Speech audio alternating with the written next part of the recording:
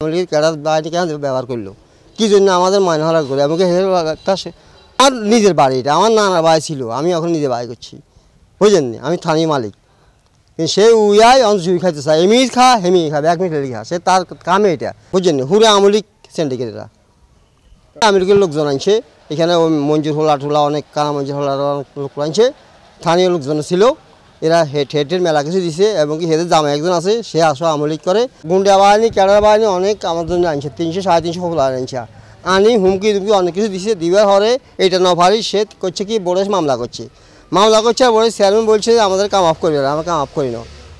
আমরা দুজনে এটার ভাগ পাইছি 7 করে। পরবর্তী আমার ভাইয়ের যে 7 পেয়েছে, 7 এস বদলের জন্য একজনের কাছে দিছে, সেইটা আবার সেই হেঁটতে নিছে, কিন্তু সেই কোনো দলিল জানি এস বদলের। আমরা আবার কেস করে জিনিসটা আমরা পাইছি। আজ অনেকদিন হয়েছে আমরা এই জমি কুলে কোনো যাইতে পারতেছি না, আমাদের হুমকি ধমকি অনেক মানে ভয়ভীতি দেখায় তারা, এই ধরে আমরাও চুপচাপ আছি, আমরা কিছু বলতেছি। আমরা চাই আমাদের জমিটা আমাদের কাছে সুস্থ মতন ঝগড়া বিবাদ বাদে যেমন আমরা পাই। এক মার অংশ বাই 2 জন, এই 2 জনে পাইব, এটাই হচ্ছে হিসেব। সোজাসুজি হিসেব হচ্ছে একবার হয়েছে যে 7 হয় না, আর 7-এর তো একটা সামান্য কম।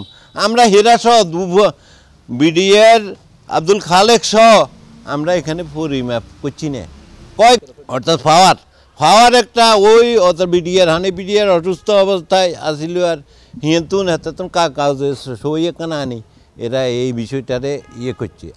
এই ফাওয়ার এখানে আনি তারা আবার হেতাগো নামে জমি ওইটাই যেটা আমাদের কাছে বিক্রি করছে, ওইটারে আবার হেরা রাষ্ট্রীয় করে দিচ্ছে।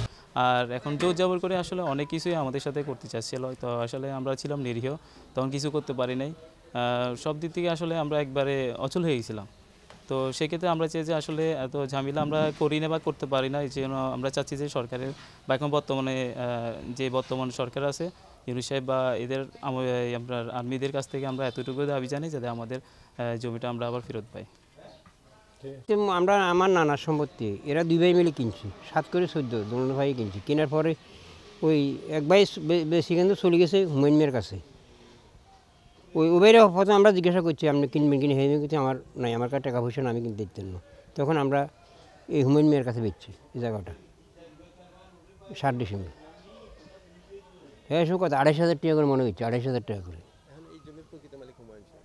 হ্যাঁ এখন দেখা গেছে দেন কত দিগত আমরা 2 বছর আগে জমির খাজনা দিতাম গেছি, শুনছি দেন জমির খাজনা হেরা দেয় কত 2 বছর আগে। এখন হিয়ার আমরা মামলা করতাম গেছি, খাজনা হেতাগো নামে হিয়ার যাই, হেতারা একতরফা চুরি করে ডিগ্রি করাইছে, এমিয়ার বোনের সহিত জাল করি একতরফা করাইছে, আর আমরা কোর্টে মামলা করে দিছি, মামলা চলে দিছে নানি হাতে একটা হ্যাঁ দেখায় কি একটা উজুর দেখায়, তার কাছে 1820 সালে মনে হয় একটা দল সৃষ্টি করছে, এটা তো বুয়া দল।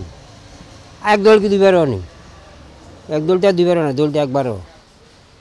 সুজন, ঠিক আছে, তো ও যেটার সাথে যারা বর্তমানে এখন আছে, ঠিক আছে, মালিক যারা আছে, এরা এস বদল করছিল। এস বদল করার পরে যেটা যখন জমিটা এদেরকে মানে এরা নিয়ে নিছে, যেটা থেকে নিয়ে নিছে জমিটা, কিন্তু যেটাকে দেয় নাই, তখন না দেওয়ার ক্ষেত্রে পরে যেটা কী করছে এই জমিটা কেস করে আবার এদের থেকে নিয়ে নিছে। নিয়ে নেওয়া পরে ও যে সুজন যে আছে খরিদ করছে, ওর ওয়াইফরে ফাওয়ারা প্যাটার্ন দিয়ে দিছে, তো সুজন ও ওয়াইফ থেকে কিনে আনিছে জমিটা। অপোজিশন পক্ষ কইছে যে আমাদের বৌজি বাইরে যাব, সেখানে জানালা দেওয়া যাইতো না, এরপর তারাই আনছে, সুলতানরা আনছে, আওয়ামী লীগের লোকজন তারাই আনছে। এখন প্রতিপক্ষরে তারা কেন আওয়ামী লীগ বলতেছে, আর আমরা মানে ছোটোবেলা থেকে আমার বয়স ধরেন 40-এর উপরে উঠতে যায়, যেহেতু আইডি কার্ড দেখলে রিয়েল বয়সটা বলা যাবে। তো আমি 40 বছর হতে কিশোরে কখনো আওয়ামী লীগের প্রোগ্রামও দেখিনি। ওনারাই তো সুলতান তো এক রিয়েল আওয়ামী লীগ, এটা কি কোনো তো নিখুঁত? ওনারাই আনছে, গোরফান্ডাই আনছে, ওনারাই আনছে, এটা তো আমাদের সামনে। এবং এর করি না করি আমার একটা সম্মান আছে, তারা আমার সম্মান নিয়ে টানাহেচড়া করতেছে, আমাকে মেন্টাল টর্চার করতেছে, 2 দিন পর পর ওরে দিয়ে ধমক দেওয়াচ্ছে। আমি যদি এখানে স্থানীয় থাকতাম তাহলে একটা কথা ছিল, আমি তাদের চাপাচাপিতে 2 দিন পর পর আমার ঢাকা থেকে আমার ব্যবসা বাণিজ্য থেকে আমি নোয়াখালী আসতে হয়। আমার কথা হচ্ছে রিকোয়েস্ট, যেটা সত্যি আপনারা ওইটা তুলে ধরেন। আমার কাগজপত্র দেখেন 2006 সালে আমার জায়গায় কিনা, আমার এত বড় হাইরাইজ বিল্ডিং, আমার নামে বিদ্যুৎ, আমার নামে গ্যাস, এমনি এমনি তো আসে নাই।